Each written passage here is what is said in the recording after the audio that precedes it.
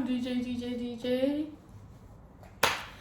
Hey guys, so I felt like clap for Jesus, good job. So guys, I felt like the distraction was too much, but because I was walking on the road and I feel like this is a really sensitive thing to talk about. For those of you who are just seeing this video for the first time, my name is Dorcas. Welcome to the channel. I'm going to play a few clips for you, but I want to give you like a backstory so you understand, what you're about to watch. So as a mom relocating to this Western country, the UK, one of my fears was bullying and all of that. Not to say that there is no, not to say that bullying does not exist in Nigeria in schools, because it really does.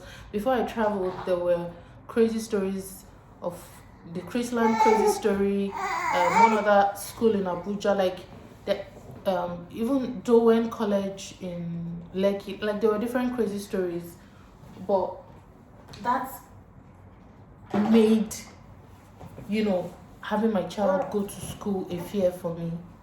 Then I'll come into a Western country, also factoring color,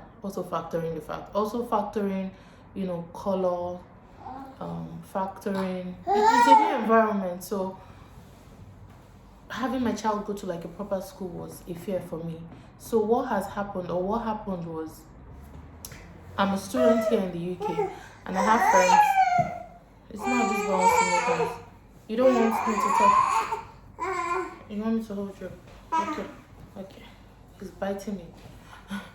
So I have friends who have older kids in school, older than my daughter. My daughter is 6 years old, by the way.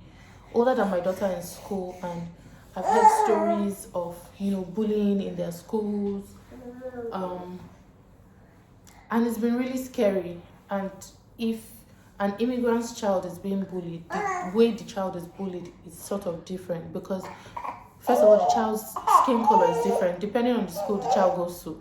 The accent is different, your food is different, the smell of your food is different, the texture of your hair is different. So many things, made me really worried, about my daughter going to school. But then hearing those stories of things that have really happened to people that I know here in the UK made it worse for me. I'm lucky that hello, can I talk? I'm lucky that my daughter goes to like a school that is very mixed, like different races and ethnicities and everything in the school. So I haven't really had cause to worry about it. One period I noticed that my daughter was like falling in school, like she would experience things in school and she would fall in school. One time she had a bump on her head and I was called to come get her. So I had to go, to school to pick her up from school. And it did not occur to me until we got in a cab on our way back home. The cab guy was like, "Oh, she's supposed to be in school, right? Why is she not in school?" And then I told him,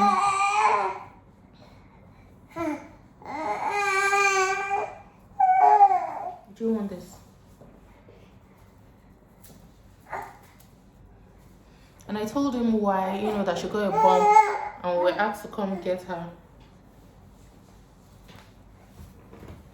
I told him why that she had a bump and I was asked to come get her. Then he started questioning her and then he said, "Did anyone push you?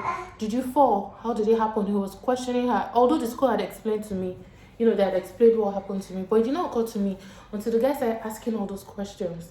And then it occurred to me that it could have been that somebody, picked on her and bullied her or pushed her or something. So I started getting wary and I did ask her questions and she was like, no, she fell, she ran into another child because she was running and everything. So hearing stories of, things that have happened to my friends' kids made me really, a bit more worried. But then to make matters worse, with a lady that I know, her child had been bullied non-stop. He kept reporting, but school was not taking it serious, and then it got really bad that he was ganged up against. And this boy, I'm not sure, I think 13, I'm not so sure guys, but he is over 10. So this boy was beat up by a few friends in school. Not friends, he was beat up by some boys in school that had probably been bullying him. And then they recorded it. You know, they go to school with phones, and then they recorded it, just like the Chrisland story. Was it Chrisland or one other school that was also recording? I think it was Dowen. I'm not sure. DJ. Did you just say, "Ma"? You're stressing me. What do you want? What do you want? You want to play with you? So, you know, they recorded it and everything, and then they sent her a message that, you know, her son had a blow on the face or something, and that they done first aid. Okay, go down. And that they had done first aid and everything. You know, they should have downplayed it, I think. I'm not sure. They downplayed it, I think, and then she went to school and saw that, okay, it was bigger than what it actually was. You know, so I asked her about it, the updates, and I'm so proud of her for what she did. She escalated it because she told the school, and I think the school was trying to downplay it initially until she, you know, took it overboard. She wrote to the MP of Leicester. She did this, she did that. She sent mails to whoever that needed to hear about it and know about it. And the school, you know, called her and made adjustments and did so many things. So she was basically, because when she was telling me about the update, I asked her what had happened, and then she was telling me everything that had happened. I told her I had to ask for permission. I was like, hope you don't mind me recording this. I will not put your face on camera, but let me just record, because we're walking back from school. I hope you guys will hear it clearly.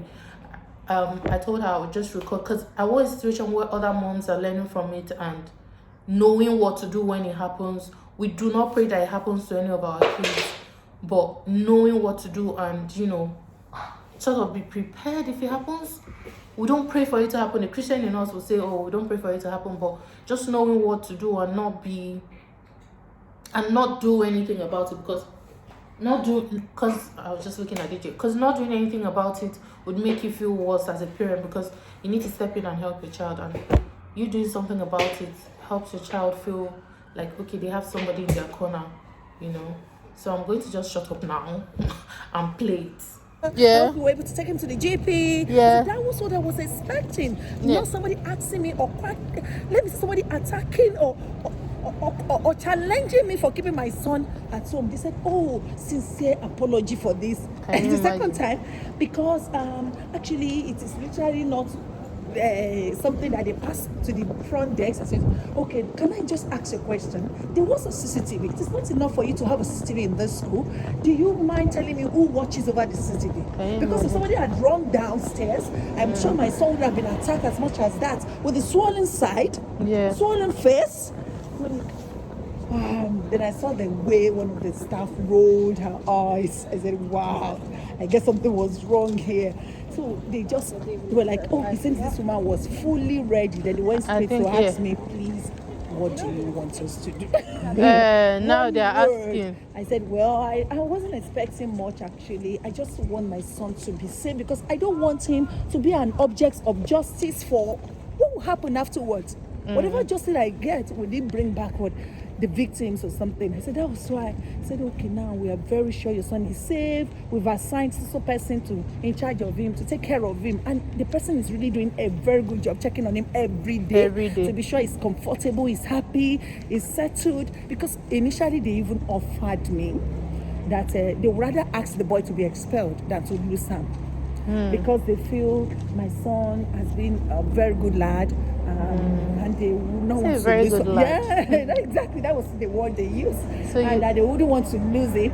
That she please just try to understand. Then I felt emotional at the point when they said the other boy we're talking about here didn't have the tight upbringing and parenting style my son has been experiencing from what they have seen. Because this happened to be the third meeting with them. That we should try to understand. I said, that was why I said, please talk him out of being a bully, make him a better child. Whatever he comes out of this school with will forever be his. So they said, they were trying. So then after that, and I told them that, well, all well said and done, that letter actually went before we had the first 2 meetings with you. Yeah. And this was the one I sent to the woman after the meeting. So when they read the concept of the second one I sent to MP after the meeting, they felt relieved, like, that okay, that means the case was actually settled. But I just wanted to buttress this further. That was why I kept on talking like I was mad with them. So they read it, they were happy, and they said, in short, right now, I'm contesting for governor. You? Yeah, governor.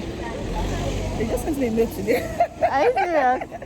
For the school? The woman asked what I've been doing, if I've been working, that my son is trying to settle, that the environment seems to be a bit different compared to where he's coming from. Yeah. He's coming from. That I should try to understand that it's also not easy on him, just the same way it's not easy on the other. That is why it's as if he picks on everything. I said, but in this case it's different. Of course, I do tell him not to pick on everything, not to complain about some flimsy thing. Whatever he has to stand up to, he should do that. And he has adults around him that he can as well report cases to. So it shouldn't make it seem like escalated it. Yeah, that's why escalated it exactly. That's why the school took it seriously. Became a bit conscious and serious about the whole drama. It was quite good. I felt so happy that I told them that if I had mailed them twice, when the boy's name was first mentioned in my house, when the boy did the second, what was the first thing the boy did? Okay, he grabbed my son's breast and ran away. Imagine. Can you imagine? And my son came home, was asking their mom, do you know what LB, whatever? I said, yes.